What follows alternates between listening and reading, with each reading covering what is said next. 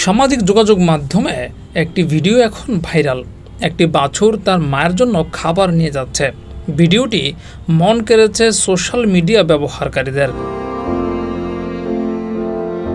সাধারণত এমন দৃশ্য সবসময় দেখা যায় যেখানে মা হয়তো তার সন্তানদের জন্য নিজে ত্যাগ স্বীকার করছেন, নিজে না খেয়ে সন্তানকে খাওয়াচ্ছেন কিংবা নিজে ভিজে সন্তানকে বৃষ্টির হাত থেকে বাঁচাচ্ছে।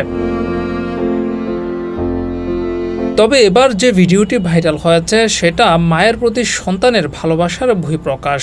ভিডিওতে দেখা যায় একটি গরুকে বেঁধে রাখা হয়েছে, পাশেই ভুট্টা রাখা। সেখানে থাকা বাছুরটি ছুটে এসে ভুট্টা মুখে তুলে মায়ের কাছে চলে যায়। ভিডিওটি ঝড় তুলেছে নেটিজেনদের মধ্যে। প্রাণীদের মধ্যেও যে মায়া রয়েছে, সম্পর্কের গভীরত্ব রয়েছে, এই ভিডিওটি যেন তারই প্রমাণ। ডেস্ক রিপোর্ট, যুগের চিন্তা।